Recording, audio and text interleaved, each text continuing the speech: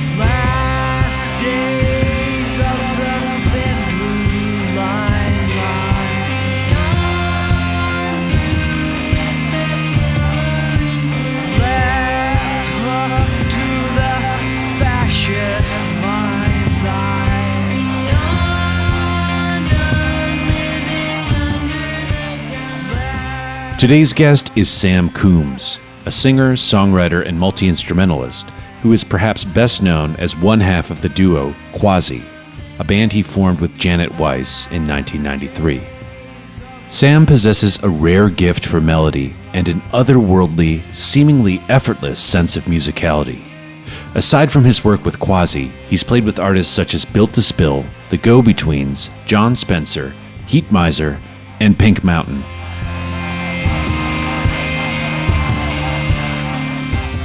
This conversation was recorded in May, and in the intervening months, Quasi recorded the song you're hearing now, Last Days of the Thin Blue Line Lie. The band released the accompanying video, a compelling work of protest, last week. Sam spoke to me from his home in Portland.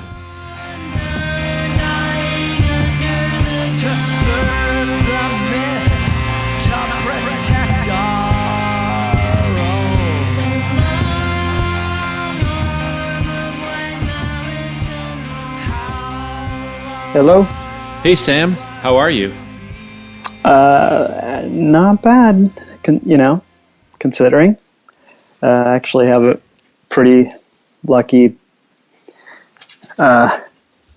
house to stay at home in, Family's healthy, getting along, so I really can't complain. How about you? I feel the same. I feel pretty grateful to have a house to live in and a place to make music. And yes. My health, for the most part. I'm going a little bit nuts, but... yes, certainly. It's not ideal. Yeah, I feel like the thing that I'm noticing is I don't have the same amount of energy I usually have. Yeah, I think a lot of, it's like motivation. You have plans, you work towards your plans, and then when you don't have any plans, it's kind of, it doesn't matter if you finish this now or tomorrow or 3 days from now. What are the ways that your life is substantially different now than during non-quarantine times? Well, I think it's the planning stage, really, because I go through periods all the time when I don't have anything specific happening. I'm at home. There's plenty to do at home. I have like a little micro studio in the basement. I've been spending a lot of time down there working on music. And, there's projects around. There's always stuff to do, but in my mind, things get organized around future plans. Like I might have a tour coming up, so I'll spend time rehearsing, or I might have recording coming up. I'll spend time, composing or whatever. But now I don't really have anything coming up, so. Well, you have a tour in November, right? That's true. Well, I have tours, hopefully that happen. Even this summer, Quasi has some shows that have not yet been canceled. I have sort of written them off in my head, but I don't know. Maybe they'll find some way to put these shows on. So there are things coming, but the near term future all went away. Do your kids play music? My daughter is a singer. She's in a choir, and she plays guitar and ukulele and sings, and it's yeah, she's a musician. How old is she? She's 17. Okay, what were you doing when you were 17? Where were you? I was by that time I was totally woodshedding in my bedroom with the guitar, and I spent all my time in there. Where did you grow up? I grew up in Orange County, California. Oh, wow. What town? In Mission Viejo. Cool. Not really. Well, it's a pretty place, right? I haven't, honestly. I left home and I never went back. My parents moved away after I moved out. They split up, and just I don't know anything about Mission Viejo now. I didn't love it when I was there in the 70s and early 80s. Were your parents musical people? No. So what kind of music was on in the house when you were growing up? Not much. Not much. They actually listened to in those days they had easy listening stations that played Muzak, and I'm not sure if that's even a concept that's understood by people below a certain age today. But so it was instrumental versions of pop of songs, pop hits. Yeah, kind of watered down and made palatable for people who don't really like music. Yeah, I think probably the closest analog on modern radio would be something like smooth jazz. Yeah.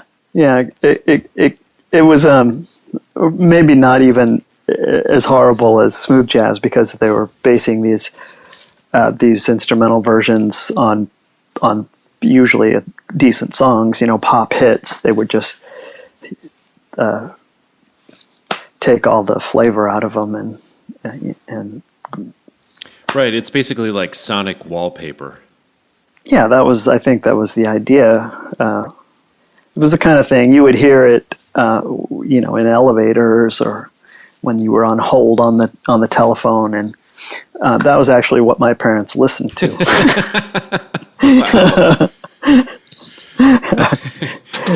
When they listened to music, which wasn't very often. We did have a good stereo. For some reason, my father bought this really nice stereo. Well, it was the day of the hi-fi, right? Yeah, and we had one, and there were a few records. There was like Barbra Streisand, Engelbert Humperdinck, Neil Diamond maybe, and instrumental hits by various instrumental hit makers.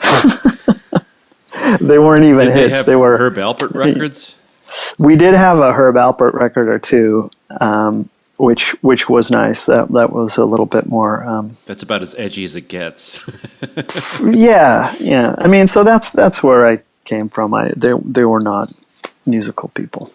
Did you have a musical aptitude from a young age? Yeah. Did you start on guitar?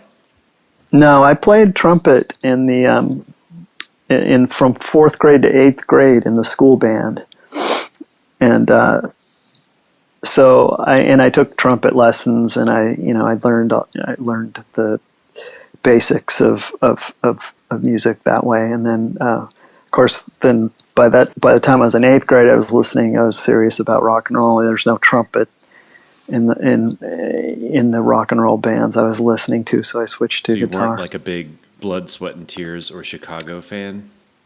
No, of course, when I was a little kid, I liked Chicago. I liked all the hits on the radio like that. But when I was older, no, of course not. What were you into as an 8th grader? Well, I was into like metal and prog, I would say. in eighth grade. That would have been in about 19. Eighth grade. Ninth grade is the beginning of high school, right? Yes. So, yeah, that would have been like 1978 or so, 1977. Then did you switch to guitar, or did you go to keyboards next? I never played keyboards until Quasi, in fact. That's crazy. I mean, I've seen you play several instruments, but probably because the first time I saw you was with Quasi, I always thought of you as primarily a keyboardist. Yeah, that was just it's kind of a fluke, and it ended up sticking. When Quasi first started, well, Janet and I had a band before Quasi where I played guitar, and then and it was a trio, and we lost the bass player, and then we had this concept of the whole name Quasi. It was part of this concept of being a quasi band, where every time we played, we would have a different lineup and play an entirely different set of music. And so it was more experimental. We were always sort of trying new things. And one of the gigs we did was I just found this old keyboard in a I guess a music shop, very cheap. I think it was like $50, and I bought it, and I was like, well, let's play a show on keyboards. I don't really know how to play, but how hard could it be? So I worked out a few songs, and we did a show like that. Seemed to go pretty well. We did another one, and like people seemed to respond to that. And when you're a new band, you kind of, you tend to you respond to enthusiasm, and that was, so I think that really just pushed us in that direction. Although, of course, I switched back and forth for years between the keyboard and guitar, but I've sort of settled on just keyboards lately. Lately meaning the last 5 or 10 years or so. But as a teenager, you were shedding on guitar. Oh yeah, guitar is I'm still much more fluent on guitar than keyboards, and I prefer playing guitar to keyboards. But keyboards has advantages. Sometimes the lack of fluency on an instrument can be helpful too. That's definitely helpful for me, because I don't like keyboards. I don't like piano pop, and I don't like this Billy Joel stuff and Elton John and all that shit. And I don't want to play that way, and I can't play that way. So it's helpful. Did you start going to shows when you were in high school in Mission Viejo? Like, did you go to punk shows? Yeah, I mean, as you know, it's basically a suburb of LA, and I was able to, when I got my driver's license and friends got driver's license, we were able to go up there and see shows. The first show I ever saw, the first punk rock show I ever saw, in fact, was, it changed my life and blew my mind, and only later did I realize that it was a remarkable show. Even, I lucked out. It was the headliners were the Dead Kennedys, and the openers were TSOL and Butthole Surfers, a very early Butthole Surfers show. Wow. And it was at the Whiskey, and it was just total mayhem and insanity, and I'd never had experienced anything like that, obviously at that point. And so yeah, after that, no going back. So you mentioned that after high school you moved away and never went back. So where did you go? Well, I went to school. I went to college in San Francisco, but I wasn't very focused on my studies. I just was playing music, and I had lived there for about 7 years in the 80s. Had a band there, And that's where Janet and I met, actually. So, What did you study in school? I was a history major, and eventually I did manage to get a degree. It took a few extra semesters, but I felt like I owed it to my parents who had paid for my tuition to actually get a degree, even though I knew I wasn't going to do anything with it. Did you go to UC Berkeley? No, I went to San Francisco State. And was there a particular focus as far as your history major? Well, it was kind of haphazard. I just, at a certain point, I had to look at what classes I had and figure out the best path to getting out of school with a degree. So I ended up majoring in Western history. I guess I don't know if there was basically modern Western history. Although my actual interest was in ancient history. But it was just a matter of looking at the units I had, and I wasn't serious about school at all. I was just playing in bands and schlepping around town. Were you serious about playing in bands? Oh yeah, definitely. So what did that mean at the time to be serious?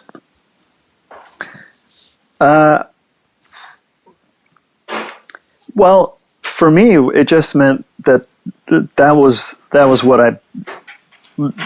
I did and what I put all my energy into.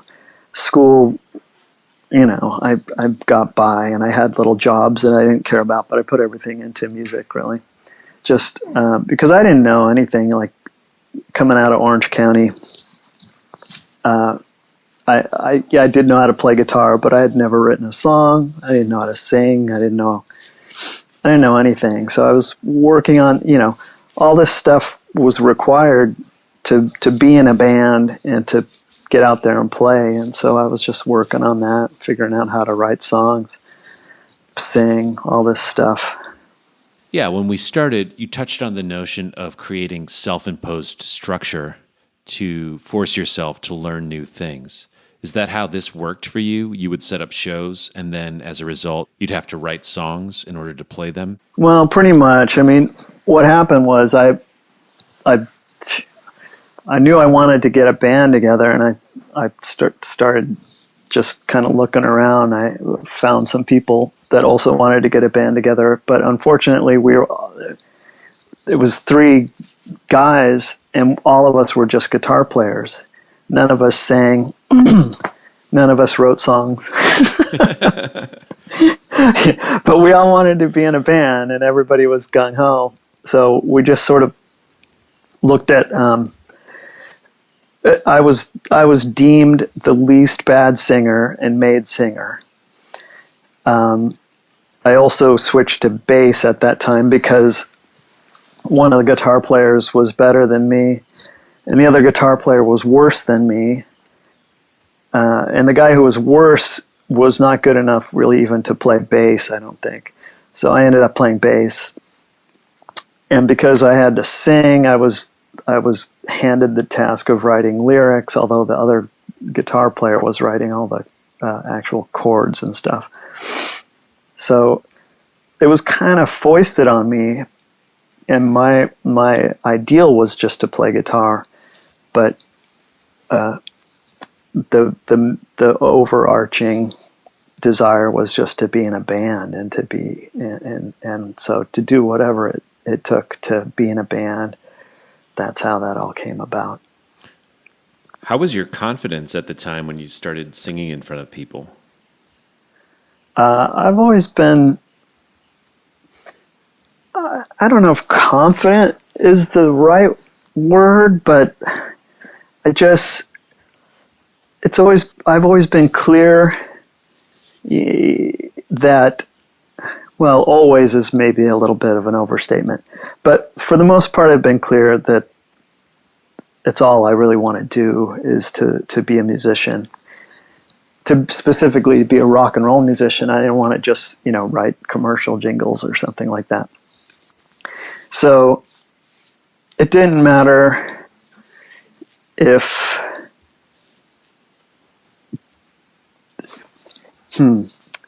Well, I mean, that's an exaggeration too. Well, but earlier you mentioned it does matter, but you just do whatever you have to do. I know it was solid in my head that that's what I wanted to do. I didn't want to do anything else. So whether it was good or bad, or if I had the bumps and roadblocks, you just keep going. Did it feel good? No, I mean, when you start your first band, it feels great actually for like a few gigs, and then you realize, oh, we're not the best band.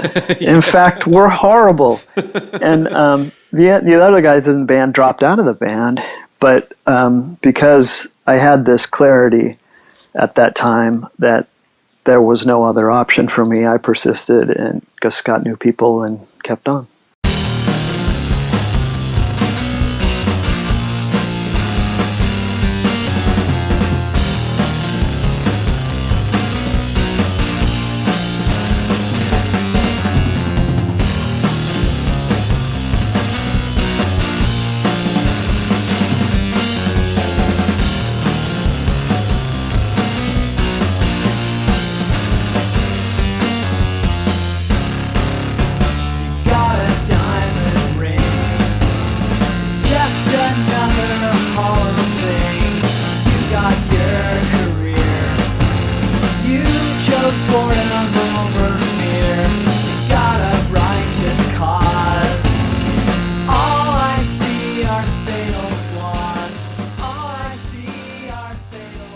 I mean, it's all the same, really. It just, a keyboard is you press buttons, a guitar you pull the strings, and your voice. Voice could be a little bit trickier in some ways, but it's more natural in other ways. I don't know. It's all just sound. So I don't see that makes that much of a difference. Did learning all these instruments help you discover what you are uniquely qualified to offer, or what some people would call your creative voice? No, not really.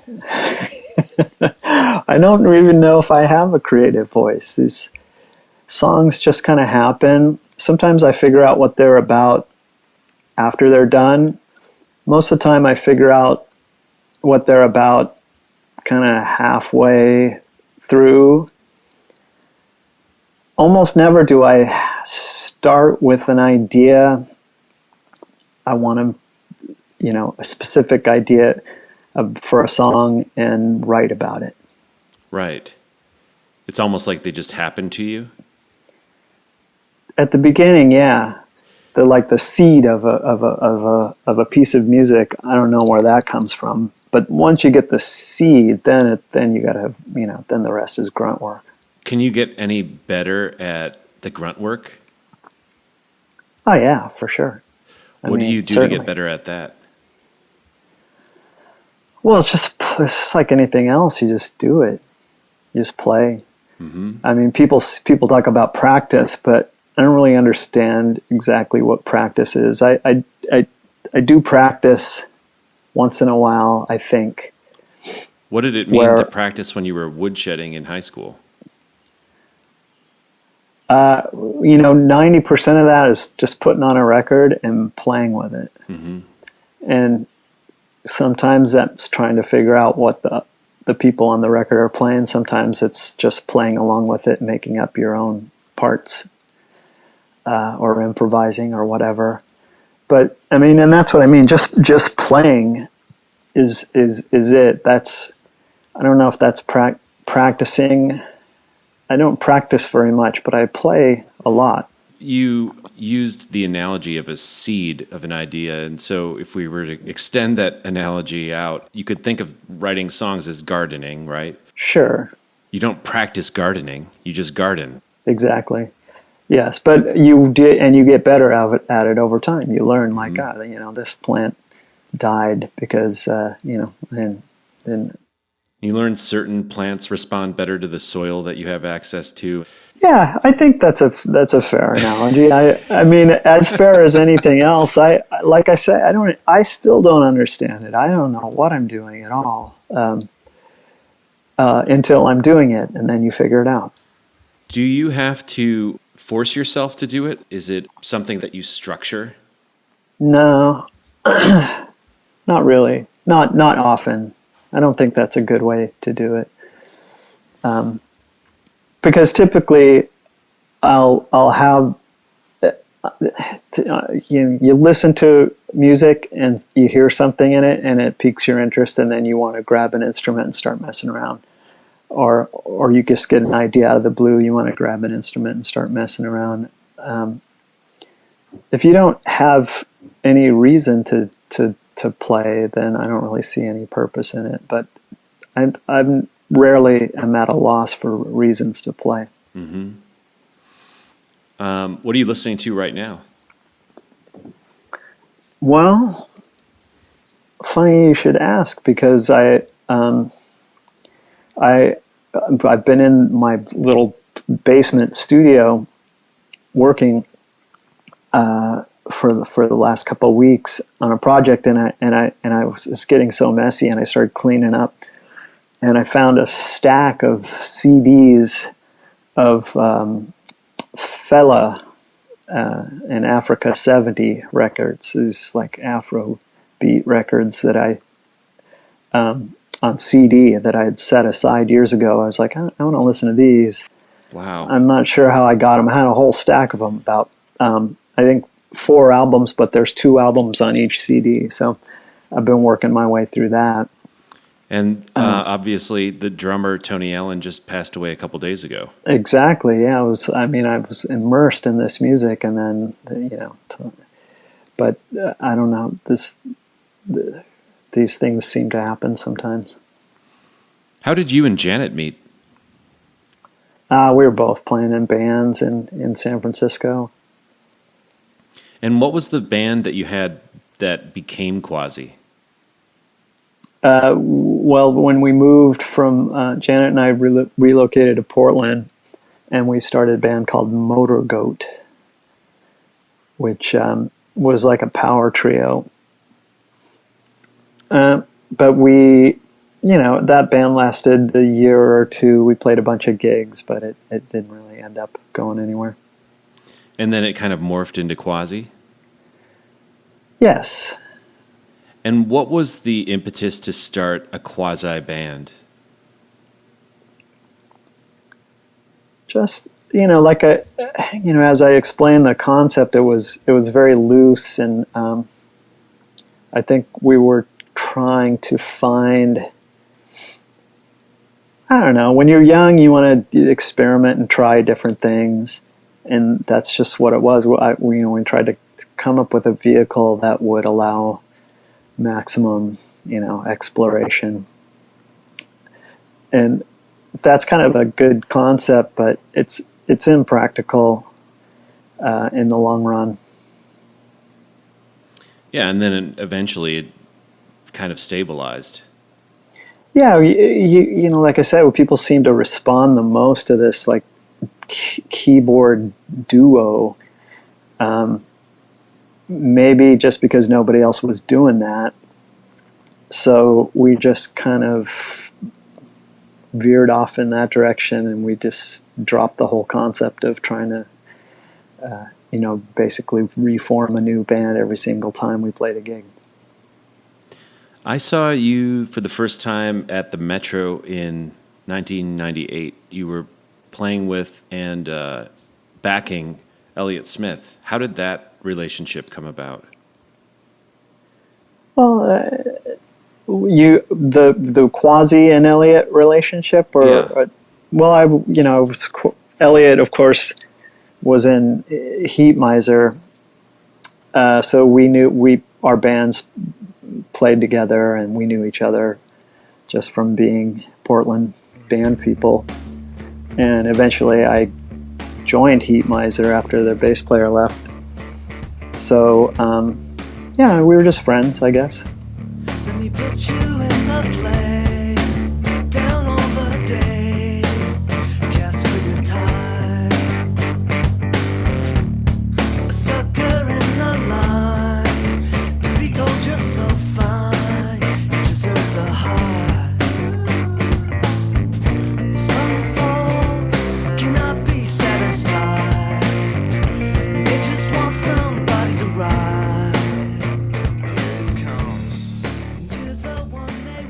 What was the first thought that went through your mind today?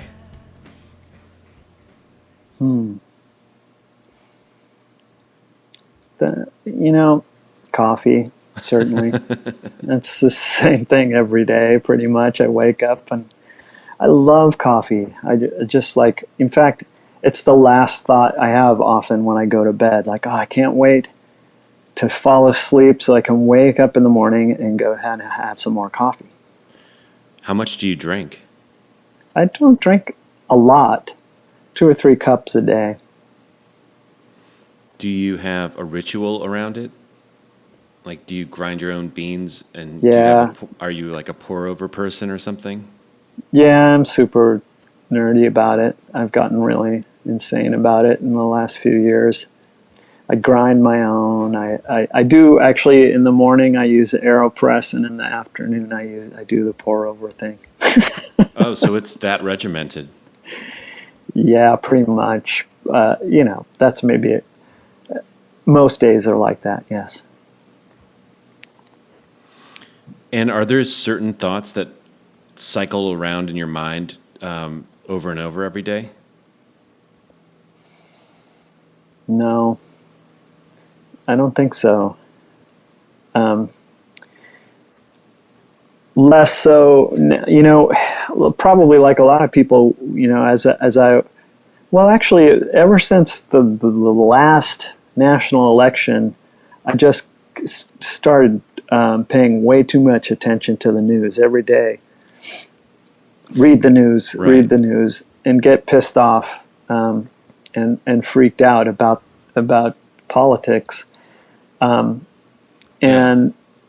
that had been a pattern of thought that was starting to get really negative, and I still, keep tabs on it, and I'm still pissed off. But I've been able to put a little bit of distance, and I don't obsess about it. Like I just check the news maybe a couple times a day instead of like 5 or 10. Yeah, it's difficult to know where to draw the line between being reasonably well informed and being obsessive, Yeah. And it's also tricky because you can feel so powerless when you read the news. Indeed. But and on the other hand, we're lucky that being musicians we can do something. It might not amount to much, but it is possible to channel your energy and feelings into something creative, and so I'm thankful for that. Is that something that you consciously do? I consciously allow myself to do that. It's like what we were saying before. I don't understand where the songs come from initially exactly.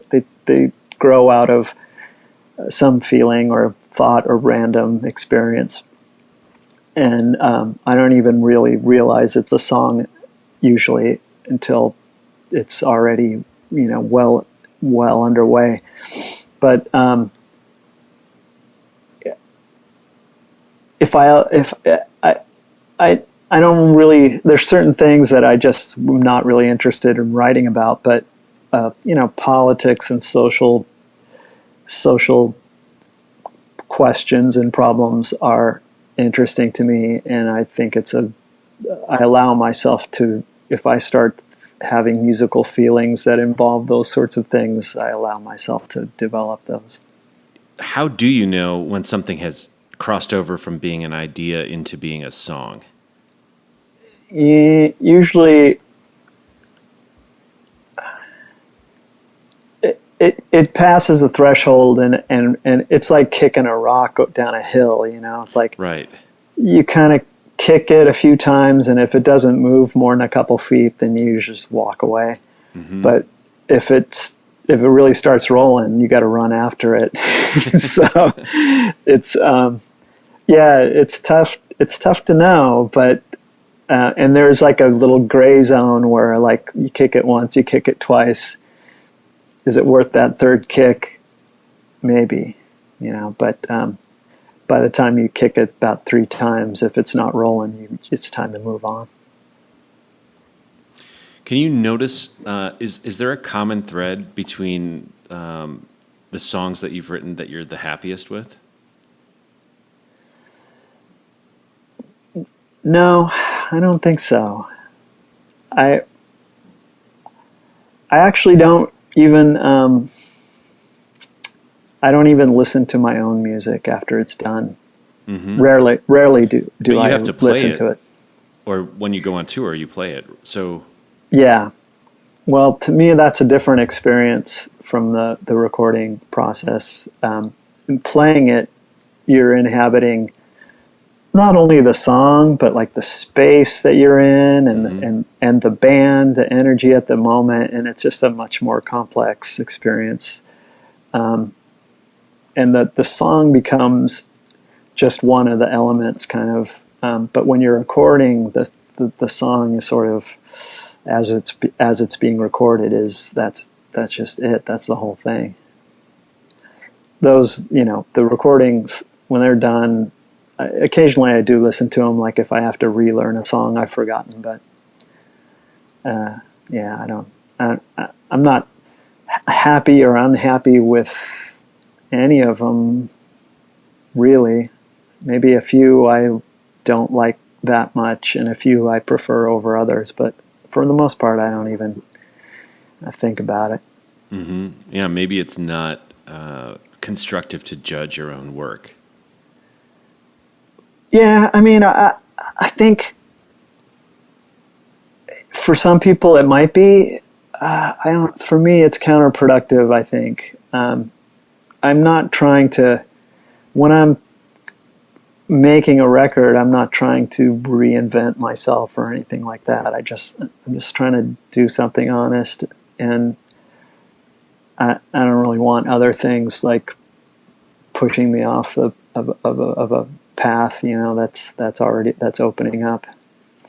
When you make a record, do you have specific goals in mind, or is it just to document the next batch of songs? How do you think of it? Now that I'm, getting on in years and have made a bunch of records, there's goals in mind now. When I was younger, it was just to make a record was it was more difficult in those days just because of technological issues, but also not having made very many. Simply making a record was enough. That was inspiration enough. Now, you got a bunch of records. Like, what's the point of making another one? Well, let's find a point.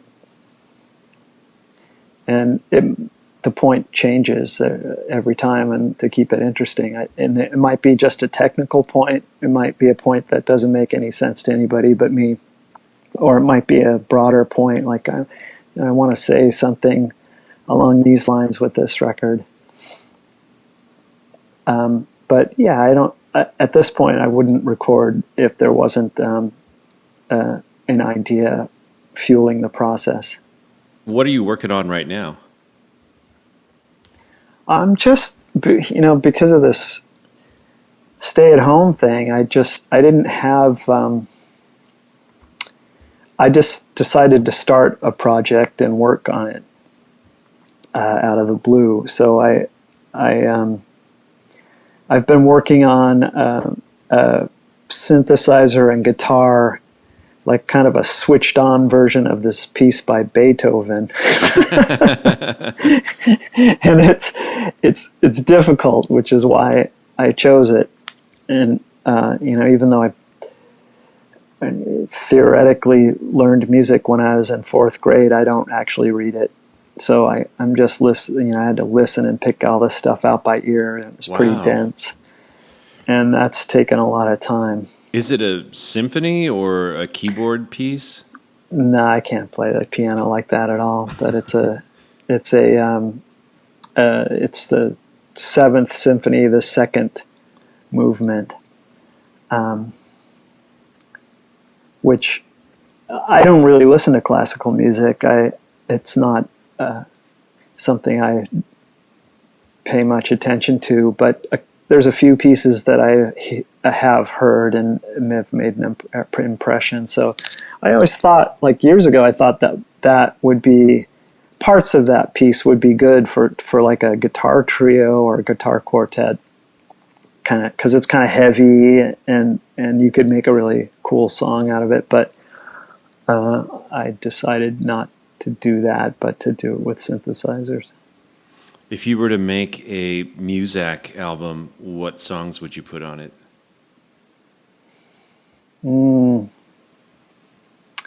Well, I actually weirdly have thought about doing reverse Muzak, where, Muzak would take, say, a Beatles song or, any kind of song and kind of smooth it down, right, and make it, put some sort of orchestral thing and take the drums down. And, I thought about taking Muzak songs and pumping them back up and making them into like, more gnarly rock and roll songs. Yeah, that would be great. Are there original Muzak songs that there you could are. do that with? There's, in fact, I still have a record that my parents had when I was a kid, and I believe the band leader is Paul Muriat, and it's a combination of covers, and I'm not sure if they're originals, but they're songs that were not pop hits, but were written for either for this band, this ensemble or whatever, or just were picked out, obscure songs by a songwriter or something. Or maybe they're from movies. I'm not really sure, but like some of the songs weren't recognizable, and I always just thought of them as originals. I'm sure they're not. But I think there's a lot of music that wasn't just resurfacing major hits, but were kind of more obscure songs. Yeah, my parents had a Muzak album in the basement. I don't think they bought it because it was still shrink wrapped, and I opened it up and looked at it, and it had like these graphs on the back, and it's like, this music is scientifically designed to maximize relaxation or something like that. And it's like the tempos and, the correlation with relaxation apparently or something. It's really weird. Yeah, and there was a whole weird science devoted to that kind of thing in the 70s. Like they did these experiments with bean plants. Did you hear about that, where they played music to bean plants and over a long period of time and charted the growth results? Right, I seem to remember hearing about that, and then of course that Music for Plants album just got reissued too. That right, Moog Music for Plants. Sure, and like Stevie Wonder wrote a whole album for plants, right? The Secret Life of Plants, right? Right. There's no trends like that anymore. Yeah, so I think that that they were really trying to get a little. The only thing I remember from the study is that the bean plants really did not like vanilla fudge.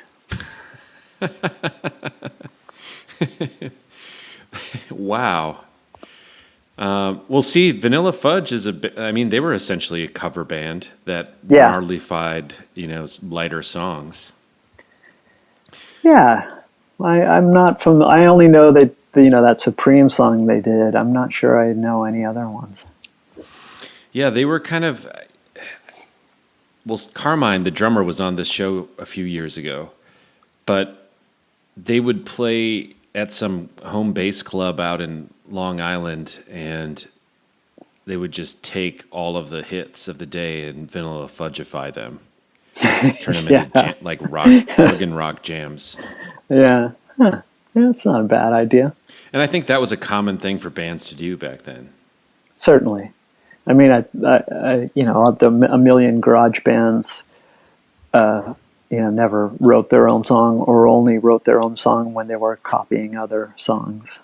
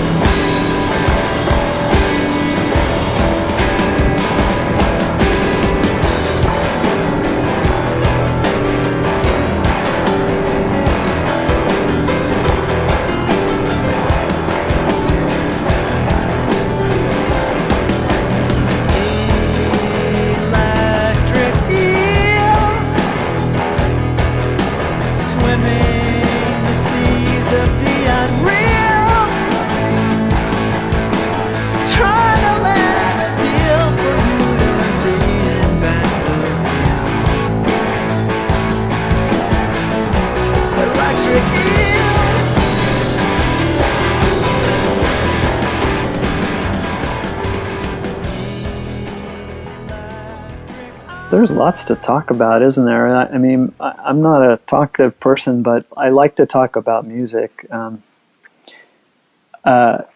do, I was talking to actually, Janet and I started practicing again recently. We have, nobody's in our rehearsal space except us, and we can get 6 feet apart and have masks on and practice. And I said, I'm talking to Joe Wong on Sunday, but I guess he's not just doing drummers anymore. So we were talking about that a little bit. And it made me curious why you decided to expand, cast a bigger net. Well, I certainly could have done nothing but drummers for 1,000 episodes, but after the first 200, I had spoken to most of my living heroes I had spoken to at that point, and the show had kind of been an established, a known entity in the music world, and so people started pitching me, publicists started pitching me people, and I was noticing that it was moving further and further away from what I originally loved about doing the show, which was that, in the first 10 episodes, the first episode was Brendan from Fugazi, and then the second episode was a studio drummer named Ndugu Chancellor who played on Thriller, among many other records. Mm-hmm. But I wanted to kind of chart this wide scope and talk to people from, the most punk bands of all time and the most poppy bands of all time and everything in between. And, just use it as a way of exploring humanity through this tiny sliver of humanity, trying to find the universal things, Yeah, I did we did kind of think along those lines, just speculating, as you go down the list, like I could think of 200 drummers that I would be happy to talk to, but I don't know if I could think of 500.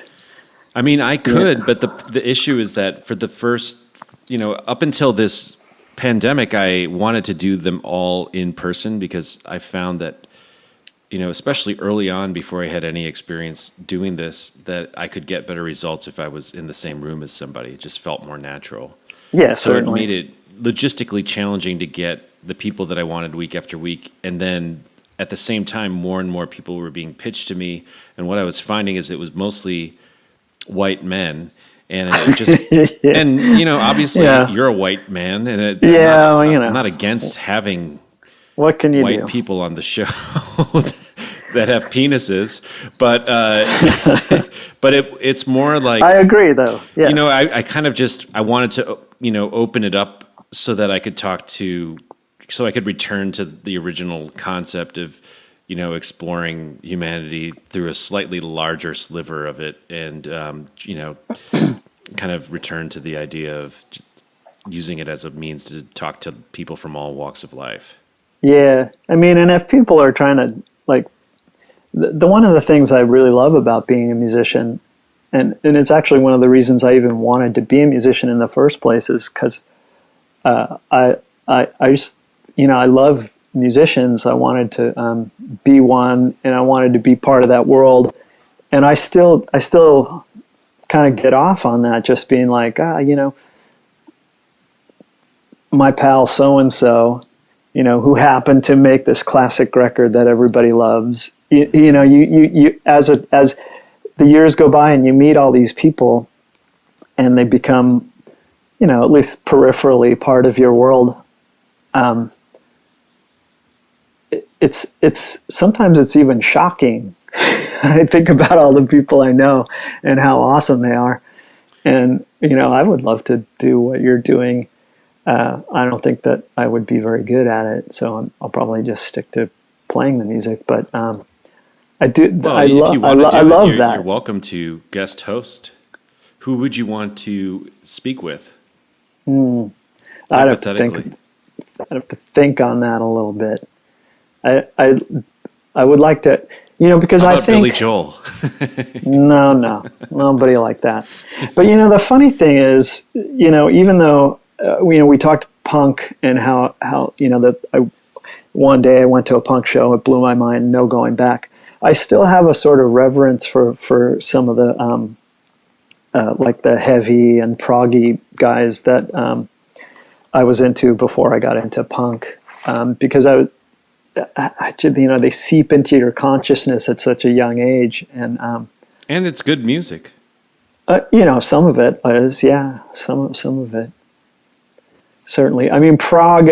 I have a soft spot for it, but honestly, if you get, and I love it, but there only a small percentage of prog is actually good. But I have a little bit of a reverence for these people that I don't even have for bands that are much better. That I got into later when I was what do you mean by more better? Jaded.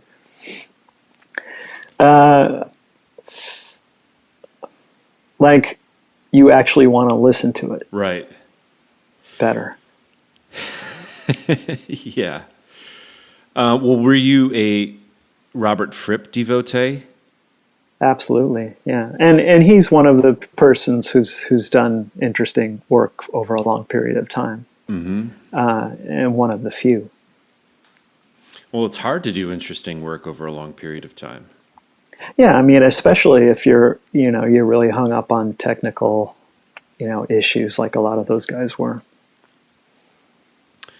We had Bill Bruford from King Crimson and Yes, and we had Phil Collins on from the band Genesis. Yeah. Who else did we have from the prog world? I don't know. I think, what I would like to hear, Sam, is you interviewing Rick Wakeman. I'd love to talk to Rick Wakeman. I've read, stuff like interviews with him. He's an entertaining personality.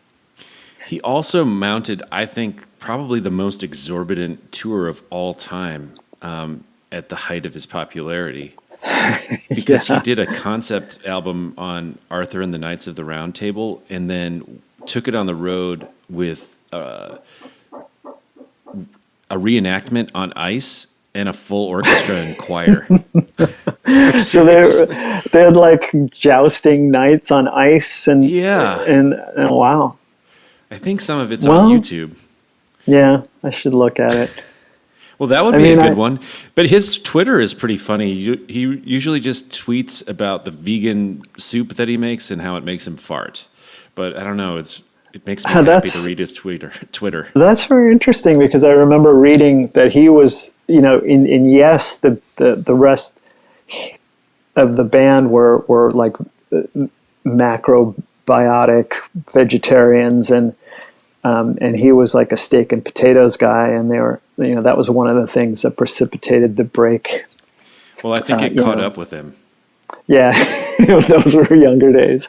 Yeah, I think that he told a story where he was, they were on tour. They had this album where each, Tales from Topographic Oceans, where each song took up an entire side and there were long passages where people didn't even play at all. You know, there might be like a long guitar, acoustic guitar solo or something, and he just like got so bored, he ordered takeout food and had it delivered on stage, and he ate it on stage. Like nobody could see him. He had like a wall of keyboards, and he just sat down behind the keyboards, and like the singer, John Anderson, walked up and said, "Rick, you're eating a curry," in the middle of the set. And he was like, "So sue me," and then they kicked him out of the band. And he took his wizard hat and went home. Yeah. So, well, that would be a good one, Sam. That was one of my favorite stories about the prog rock era, that ordering curry on stage. So I think I could have a podcast called "Who Let the Progs Out." Oh man, it's all taking shape. Yeah. See, there's your seed. Now you just have to kick it down the hill to mix the metaphors. Yeah. Well, the seed have to. I would listen to that. Well, I'll think about it. It's a time, you know, in our society where we have time to think. So when you do listen to prog, are there records that you go back to that hold up for you? There's a few. There's like one or two Yes albums and 3 or 4 King Crimson records. And I have a soft spot for a couple of Gentle Giant records, and that's pretty much it, though. Might be a few. I like some of the more pop, like Soft Machine, this Canterbury bands. What was the other one? Caravan. I kind of like Caravan. I like it. There's a few things I could go back to. I want to kind of touch back on this idea that you were scratching the surface of earlier, just connecting with other people through a life in music. Do you miss hanging out with other musicians right now? Well, a little bit, mostly just, because Quasi started practicing again. I'm not missing that so much, but I have been playing a lot with Jon Spencer and the Hitmakers. With Bob Burt, right? Yeah, Bob Burt. I don't know if you've talked to him, but long ago, yeah. Yeah, so, and we toured a ton over the last year or two, and so I just felt like I got pretty close with those guys, but no, yeah, I haven't talked to them in months. Really, we had a recording, a week of recording setup that fell through because of this, and some shows that are being rescheduled, and I don't know when I'll see those guys again. But most of the musicians I see out there are while I'm touring, really. So I do kind of miss that. You roll into a town and like give so and so a call, and but yeah, I think that's one of the most important parts, or one of the most rewarding parts about being a musician, right? Is those connections that you can make with other people. Yeah, like I said, I think really that was one of the reasons why I felt like I maybe had a crush, not even on specific musicians, but just on the concept of musicians. When I was like a teenager, I was afraid of women, but I was very much attracted to other musicians. So I can relate to that. Yeah. Do you still like going on tour? Yeah, I love it. Has there ever been a time when you haven't liked playing music? Like where you Absolutely, yeah. Many times. How do you navigate out of that? I think it's like what we were talking about before. I've always just only wanted to be a rock and roll musician. And when things have not gone well and it's been a mess and I've been unhappy, and it, numerous times it has, and even recently, it still sometimes seems like it's just not going to work out. I I'm broke again. I got to figure something out. But I know even years ago, I knew myself well enough that I knew that if I just found a way to hang on, something would come around the bend and I could keep going. But yeah, of course it gets difficult sometimes. And I just put all my eggs into one basket many times, and many times all eggs broken. But I never developed a strategy for spreading the eggs into multiple baskets. But you keep laying more eggs. Somebody does. There's eggs all over the place. That's a good mindset to be in. That's in modern, psychological parlance. That's the abundance mindset. Yeah, I suppose so.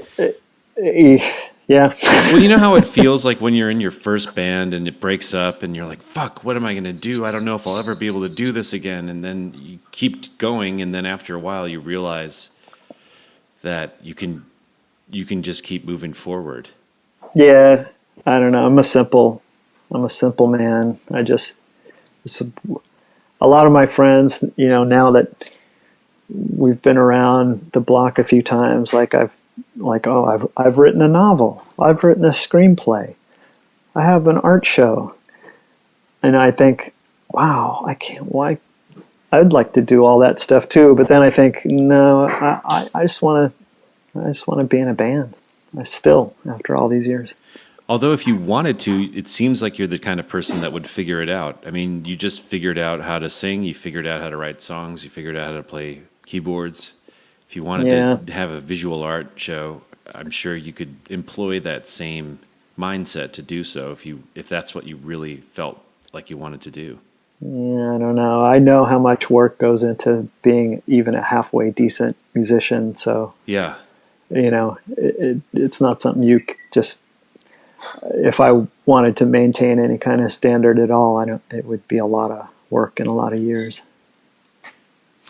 For sure. Yeah. I think that goes back to what you were saying before. Like when you first start doing something, you don't know that you're not good at it, and you probably don't know how hard it's going to be. That's good. Yeah. That's a good thing. Otherwise no one would do it.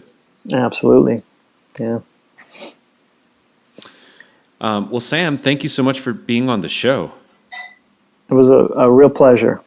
I hope to see you guys play if you're in fact able to come back down to Southern California as planned. Well, it is planned still, so let's hope. Yeah, I would love to see you out there in the real world. And I know you mentioned that you don't go back to your own music and listen to it all that often, but I do periodically put on a Quasi album, and it always makes me feel good. So thanks. No, thank you very much. I love hearing that.